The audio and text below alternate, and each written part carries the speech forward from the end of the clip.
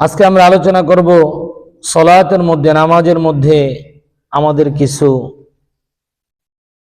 অসতর্কতা নিয়ে। যেই কাজগুলো অসতর্কতার কারণে হয়ে যায় কিন্তু কাজগুলো গুনাহের, কাজগুলো অসতর্কতার কারণে হয়ে যায়, না জেনে হয়ে যায়, কিন্তু এই কাজগুলোর কারণে নামাজ ভেঙে যায়। এমন অনেক কাজ আমরা নামাজের মধ্যে না জেনেই করে ফেলি, বা অনেকের গুরুত্বহীনতার কারণে এমন হয়।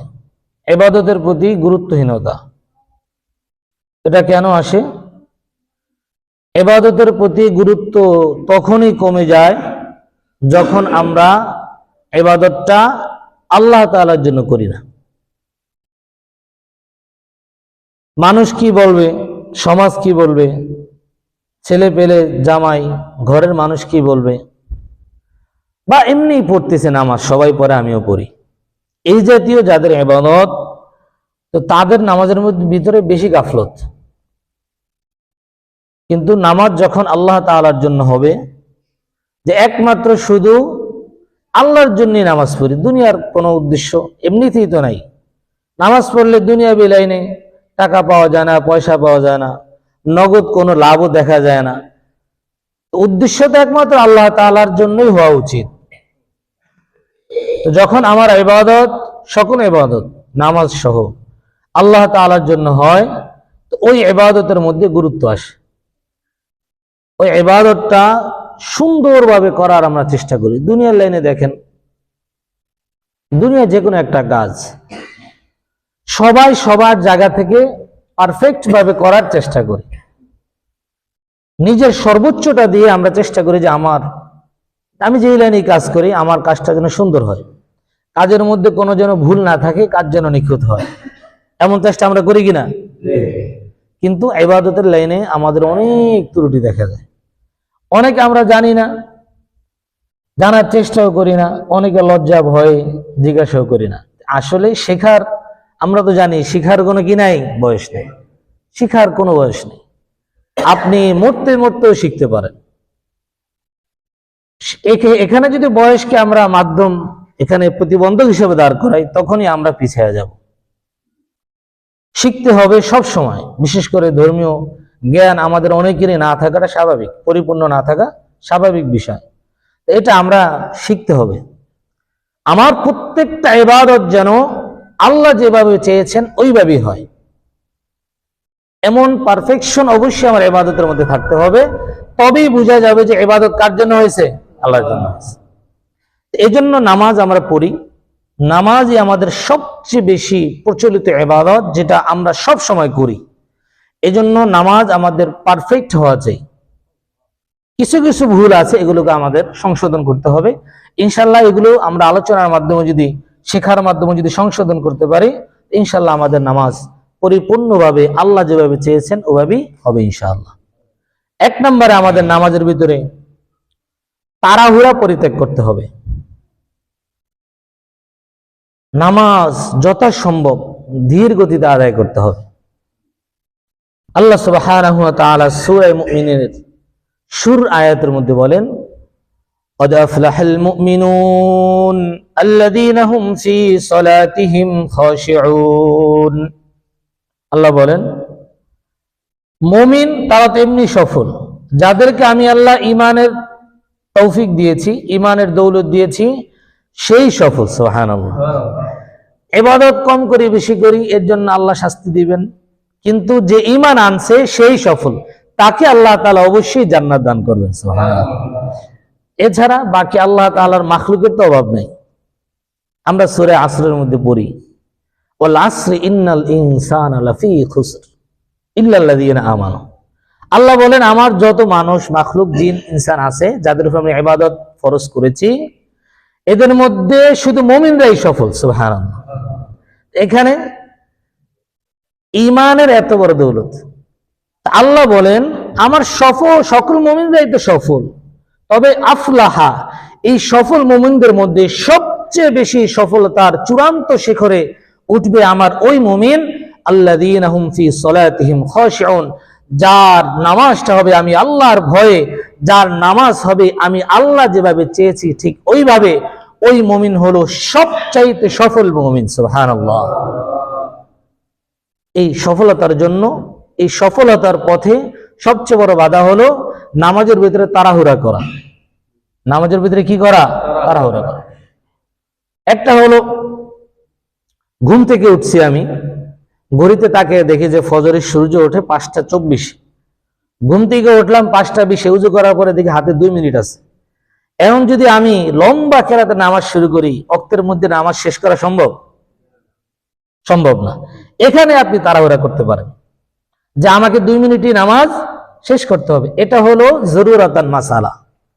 কিন্তু আপনার হাতে পর্যাপ্ত সময় আছে, আমার হাতে পর্যাপ্ত সময় আছে, আমি চাইলেই সুন্দরভাবে 2 রাকাত 4 রাকাত নামাজ আদায় করতে পারি। কিন্তু তখনও যদি আমি তাড়াহুড়া করি, তখনই আমার ব্যাপারে নানান হুঁশিয়ারি কোরআন হাদিস দিয়েছে। কিন্তু জরুরতের ক্ষেত্রে মাসালা আলাদা। আল্লাহ রাসূল সাল্লাল্লাহু আলাইহি ওয়াসাল্লাম মিশকাতের 885 নম্বর হাদিসের মধ্যে বর্ণনা করেন, قال رسول الله صلى الله عليه وسلم أسوأ الناس سرقة الذي يسرق من صلاته قالوا يا رسول الله وكيف يسرق من صلاته قال رسول الله لا يتم ركوعها ولا سجودها। আল্লাহ রাসূল হাদিসের মধ্যে জানায় দেন, আসওয়াউন নাসি সারিকাতান, মানুষের মধ্যে সর্বনিকৃষ্ট চোর হলো আমার ওই উম্মত, আল্লাযী ইয়াসরিকু মিন সালাতিহি, যে নামাজের মধ্যে ফাঁকিবাজি করে, চুরি করে। সাহাবায়ে কেরাম অবাক হয়ে গেলেন। ক্বালু ইয়া রাসূলুল্লাহ ওয়া কাইফা ইয়াসরিকু মিন সালাতিহি, ইয়া রাসূলুল্লাহ নামাজের ভিতরে আবার কিভাবে চুরির আশ্রয় নেওয়া যায়, নামাজের ভিতরে আবার কিভাবে চুরি করতে পারে? রাসূলুল্লাহ বলেন, সোজা বিষয়, লা ইউতিম্মু রুকুআহা ওয়ালা সুজুদাহা, আমার যে উম্মত নামাজের রুকুগুলি, নামাজের সিজদাগুলি, এক কথা রাসূলুল্লাহ বুঝাচ্ছেন নামাজের আরকানগুলো, নামাজের সুন্নতগুলো, নামাজের ওয়াজিবাতগুলো, নামাজের প্রত্যেকটা হুকুম আহকাম যদি পূর্ণাঙ্গভাবে আদায় না করে, কোনোভাবে কোনরূপ আদায় করে নামাজটাকে শেষ করে, রাসূলুল্লাহ বলেন ওই উম্মতকে সবচেয়ে নিকৃষ্ট চোর হিসাবে আখ্যায়িত করা হয়েছে। নাউজুবিল্লাহ। সবচাইতে নিকৃষ্ট চোর। এখানে শুধু রাসূলুল্লাহ রুকু এবং সুজুদের কথা বলেছেন, শুধু রুকু সুজুদ নয়, আমার দাঁড়ানো, আমার ওঠা বসা, আমার কেরাত, আমার তাসবিহ তাহলিল সব কিছু একেবারে আল্লাহ তাআলা যেভাবে চেয়েছেন ওভাবে হওয়া চাই। এর বাইরে বেশি তাড়াহুড়া যদি করি, তো রাসূলুল্লাহ হাদিসের মধ্যে বলেন, কারোর তাড়াহুড়া যদি লিমিট ছাড়িয়ে যায়, আল্লাহ রাসূল হাদিসের মধ্যে বলেন, ক্বালা রাসূলুল্লাহ সাল্লাল্লাহু আলাইহি ওয়াসাল্লাম লা তুজসিউস সালাতুর রাজুলি হাত্তা ইউকিমা যাহরাহু ফির রুকু'i ওয়াস সুজুদ। নামাজ আদায় করতে গিয়ে রাসূলুল্লাহ বলেন, কেউ সিজদা থেকে উঠলো, রুকু থেকে উঠে দাঁড়ালো, ন্যূনতম 1 তাসবিহ পরিমাণ দাঁড়ানো কি ওয়াজিব? বলেন, ন্যূনতম 1 তাসবিহ পরিমাণ দাঁড়ানো কি ওয়াজিব? সুবহানাল্লাহ, আলহামদুলিল্লাহ, লা ইলাহা ইল্লাল্লাহ, এই যে তাসবিহগুলি পড়তে যতটুকু সময় লাগে, ন্যূনতম রুকু থেকে উঠে একবার সুবহানাল্লাহ, একবার লা ইলাহা ইল্লাল্লাহ সুন্দরভাবে পড়তে যতটুকু সময় লাগে, অতটুকু সময় সিজদা থেকে উঠে বসা, রুকু থেকে উঠে সোজা হয়ে দাঁড়ানো কি ওয়াজিব? বলেন কি ওয়াজিব? রাসূলুল্লাহ বলেন, এই ন্যূনতম সময় যদি কেউ না দাঁড়ায়, লা তুজসিউ সালাতুর রাজুল, রাসূলুল্লাহ বলেন ওই ব্যক্তির নামাজই হবে না। নাউজুবিল্লাহ। আমি নামাজ পড়লাম, বছর কি বছর নামাজ পড়তেছি, আসলে আমার নামাজই হচ্ছে না, এই খবর আমার নাই। তাহলে বলেন, রুকু থেকে উঠে সিজদা থেকে উঠে কমসে কম কতটুকু অপেক্ষা করতে হবে? 1 তাসবিহ। কতটুকু? 1 তাসবিহ। এটা হলো ওয়াজিব পরিমাণ, এর চেয়ে বেশি আমরা দাঁড়াবো। এটা হলো জরুরতে, তাড়াহুড়ার সময় কমসে কম এটুকু দাঁড়ানো। কিন্তু আমার হাতে সময় আছে, তখন উঠে 1 তাসবিহ পরিমাণ দাঁড়িয়ে আবার সিজদায় চলে গেলাম, এমন তাড়াহুড়া করা কোনো তাড়াহুড়ার কোনো কি নাই, সুযোগ নেই। যদি তাড়াহুড়া করি, রাসূলুল্লাহ বলেন লা তুজজিউ সালাতুর রাজুলি, তাইলে আমার ওই উম্মতের নামাজই হবে না, এই নামাজকে আবার পুনরায় আদায় করতে হবে। শুধু তাই না, রাসূলুল্লাহ অন্য হাদিসের মধ্যে বলেন, যাদের এটা অভ্যাসে, স্বভাবে, আখলাকে পরিণত হয়ে গেছে যে নামাজ পড়তে এসে শুধু তাড়াহুড়া, দেখবেন এটা আমাদের খুব একটা বাজে অভ্যাস, অনেক মুসলমানের এটা বাজে অভ্যাস। মসজিদে আসলেই সবচেয়ে বেশি তাড়াহুড়া করি আমরা, মসজিদে আসলে কতক্ষণে বের হব, এটা আমাদের সবচেয়ে বেশি তাড়াহুড়া। অথচ মুমিনের সবচেয়ে সুকুনাতের জায়গা, তোমানিয়াতের জায়গা, সবচেয়ে শান্তির জায়গা মুমিনের জন্য হলো কোনটা? মসজিদ। আল্লাহ তাআলা এই মসজিদকে নিরাপদ ঘোষণা করেছেন, এটার মধ্যে যারা ঢুকবে তারাই নিরাপদ। অথচ আমরা এই নিরাপদ জায়গা ছেড়ে গুনাহের পরিবেশে যাওয়ার জন্য সবচেয়ে বেশি উন্মুখ হয়ে থাকি।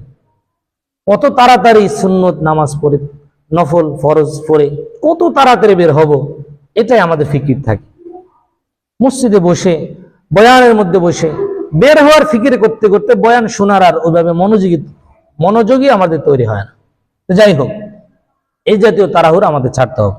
রাসূলুল্লাহ বলেন, যারা এই নামাজের মধ্যে তাড়াহুড়া যাদের অভ্যাসে পরিণত হয়েছে, এদের সম্পর্কে রাসূলুল্লাহ একটা ছোট্ট ঘটনা রাসূলুল্লাহ জীবনী থেকে পাওয়া যায়।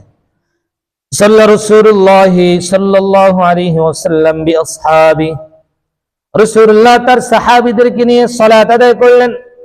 সুম্মা জালাসা ফি তাইফাতিন মিনহুম, রাসূলুল্লাহ সালাতের পরে সাহাবায়ে কেরামের একটি দল নিয়ে তিনি এক জায়গায় মুযাকারায় বসলেন। ফাদাখালা রাজুলুন ফাকামা ইউসাল্লি, হঠাৎ রাসূলুল্লাহ দেখতে পেলেন একজন সাহাবী মসজিদে প্রবেশ করলেন। ওই সাহাবী মসজিদে প্রবেশ করার পর দাঁড়িয়ে তিনি সালাত আদায় করা শুরু করলেন। তো রাসূলুল্লাহ তার দিকে খেয়াল করতেছেন যে সে আসলে কি করে। রাসূলুল্লাহ লক্ষ্য করলেন, ফাজআলা ইয়ারকাউ ওয়া ইয়ানকুরু ফি সুজুদিহি, রাসূলুল্লাহ সাল্লাল্লাহু আলাইহি ওয়াসাল্লাম ইয়ানজুরু ইলাইহি। রাসূলুল্লাহ দেখলেন যে সে এত তাড়াহুড়া করতেছে, হাদিসের ভাষায় বলে ইয়ানকুরু ফি সুজুদ, কাকের মতো তিনি সিজদার ভিতরে ঠোকর মারতেছে। একটা কাক যেভাবে দ্রুত খাবার তুলে ফেলে তার খাবারের লোকমাগুলো গ্রহণ করে, সে ওইভাবেই কাকের মতো ঠোকর দিয়ে রুকু সিজদাগুলো আদায় করতেছে। রাসূলুল্লাহ তাকে দেখতেছে। ফাকালা রাসূলুল্লাহ সাল্লাল্লাহু আলাইহি ওয়াসাল্লাম তারাউনা হাযা, রাসূলুল্লাহ সাহাবায়ে কেরামকে লক্ষ্য করে বললেন, তোমরা একটু ওই ব্যক্তির নামাজের দিকে খেয়াল করো, দেখো সে কিভাবে নামাজ পড়ছে। রাসূলুল্লাহ এবার বলেন, লাউ মাতা আলা গায়রি মিল্লাতি মুহাম্মাদিন সাল্লাল্লাহু আলাইহি ওয়াসাল্লাম, হে সাহাবীরা তোমরা জেনে নাও, আমার এই উম্মত যদি এই অবস্থায় তার মরণ হয়, তার নামাজের অবস্থা যদি এমনই থাকে, তার অভ্যাস যদি এমনই থাকে, তাইলে জেনে নাও আমি রাসূলুল্লাহ বলে গেলাম, লাউ মাতা, এই অবস্থায় যদি তার মৃত্যু হয়ে যায়, মাতা আলা গায়রি মিল্লাতি মুহাম্মাদিন, তাইলে সে আমি মুহাম্মদের ধর্মের উপর নয় বরং অন্য ধর্মের উপর মৃত্যুবরণ করলো। নাউজুবিল্লাহ। এই জাতীয় যদি আমাদের নামাজের অভ্যাস হয়, রাসূলুল্লাহ বলেন যে তার মৃত্যুটা সুন্দর হবে না। রাসূলুল্লাহ বলছেন, বুঝাতে যাচ্ছেন যে তার ঈমান নসিব হবে না, আমি মুহাম্মদের ধর্মের উপর, ইসলামের উপর তার মরণ হবে না। কত কঠোর কথা। রাসূলুল্লাহ আরেকটি সুন্দর উদাহরণ দেন। রাসূলুল্লাহ বলেন, ইয়ানকুরু সালাতাহু কামা ইয়ানকুরুল গুরাবুর রুম্মা, সে নামাজ আদায় করলো, কাকের মতো ঠোকর দিল, যেমনি ভাবে একটা কাক তার খাবারের মধ্যে ঠোকর মারে, আমার এই সাহাবী এইরকম ঠোকর মেরে নামাজ আদায় করলো। এবার রাসূলুল্লাহ বলেন, এই ব্যক্তির নামাজ দাঁড়ালো ওই ক্ষুধার্ত ব্যক্তির মতো, যে ক্ষুধার্ত ব্যক্তি কয়েকদিন ধরে অনাহার, তার কোনো খাবারের ব্যবস্থা নেই। প্রচন্ড ক্ষুধার সময় যখন সে মাত্র এক টুকরা অথবা দুই টুকরা খেজুরের ব্যবস্থা হলো, এক টুকরা খেজুর যদি 2-3 দিন উপাস থাকার পরে কেউ যদি খায়, বলেন তার ক্ষুধা কি মিটবে? এত ক্ষুধার পরে একটা খেজুরে তার কিছুই হবে না। রাসূলুল্লাহ বলেন, আমার এই উম্মতের নামাজ এরকম, সে এরকম নামাজ পড়বে বছরকে বছর, কিন্তু ওই নামাজ তার আমল নামা ভরতে পারবে না। নাউজুবিল্লাহ। তার আমল নামা ওই ক্ষুধার্ত ব্যক্তির মতোই খালি থাকবে। ক্ষুধার্ত ব্যক্তির পেটে যেভাবে প্রচন্ড ক্ষুধা রয়ে যাবে, একটা খেজুর খাওয়ার পরে ক্ষুধা আরো বেড়ে যাবে। দেখবেন আমরা যদি বেশি ক্ষুধার্ত থাকি, উপবাস করি, হঠাৎ করে সামান্য খাবার খাইলে কিন্তু ক্ষুধা আরো বাড়ে, ঠিক না? মানে আরো ক্ষুধা বেড়ে যায়। তো বলতেছেন যে ওই নামাজি ব্যক্তির অবস্থা এরকম, সে এই জাতীয় নামাজ পড়ার কারণে তার সওয়াবের সেই ঝুলি, সওয়াবের সেই খাতা, আমল নামা সে ভরতে পারবে না। এই জন্য আমাদের এই জাতীয় নামাজ অবশ্যই পরিত্যাগ করতে হবে।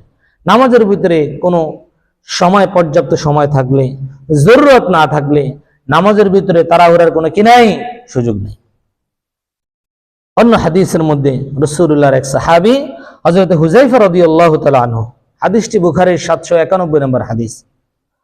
হযরত হুযায়ফা একজন সাহাবীকে লক্ষ্য করলেন যে তিনিও এইভাবে তাড়াহুড়ার আশ্রয় নিচ্ছেন, তাড়াহুড়া করে নামাজ আদায় করছেন। তো তিনি সুন্দরভাবে বললেন, মা সাল্লাইতা, হে আমার ভাই, তুমি তো নামাজ আদায় করো নাই। তুমি যে নামাজ আদায় করেছো এটাকে নামাজ আদায় বলে না।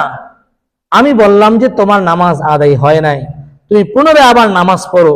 আর এই জাতীয় নামাজ যদি এরকম নামাজ যদি তুমি চালিয়ে যাও, তো তিনি বলেন, তিনিও রাসূলুল্লাহর ওই কথাটাকে নকল করে তাকে জানান যে ভাই, রাসূলুল্লাহ বলেছেন এই জাতীয় নামাজ যদি তুমি পড়তে থাকো, তাইলে তুমি যে ধর্ম নিয়ে আল্লাহ তাআলা, আল্লাহ নবীকে দুনিয়াতে পাঠিয়েছেন, এই ধর্মের বাইরে তোমার ইন্তেকাল হবে। নাউজুবিল্লাহ। এই জন্য আমরা খুব বেশি হুঁশিয়ার থাকতে হবে, খুব বেশি সাবধান থাকতে হবে। আল্লাহ রাসূল সাল্লাল্লাহু আলাইহি সাল্লাম এই জাতীয় নামাজ যারা আদায় করেন এদের ব্যাপারে পরিষ্কার মাসআলা। قال رسول الله صلى الله عليه وسلم ارجع فصلي فإنك لم تصلي। রাসূলুল্লাহ বলেন, নামাজের ভিতরে অহেতুক কোনো কারণ ছাড়া যারা তাড়াহুড়া করবে, ইরজি, রাসূলুল্লাহ বলেন তুমি আবার ফিরে আসো, ফাসল্লি, তুমি আবার ওই ওয়াক্তের নামাজ আদায় করো, নফল হোক, ফরজ হোক, যাই হোক, ওই নামাজ তুমি আবার আদায় করো। কেন? রাসূলুল্লাহ বলেন, ফাইন্নাকা লাম তুসাল্লি, কেননা তুমি তো নামাজই আদায় করো নাই। তোমার নামাজ আদায়, তোমার দৃষ্টিতে তুমি নামাজ পড়েছো কিন্তু তোমার নামাজ আদায় হয় না। এই জন্য সফল মুমিনের পথে সর্বপ্রথম যেই আল্লাহ তাআলা সফলতা অর্জনের যেই মাধ্যম দিয়েছে সেটি হলো নামাজ। আর এই নামাজের পথে সবচেয়ে বড় বাধা হলো নামাজের ভিতরে কি করা? তাড়াহুড়া করা। এই জন্য আমরা ইনশাআল্লাহ তাড়াহুড়া ছাড়বো তো, ইনশাআল্লাহ।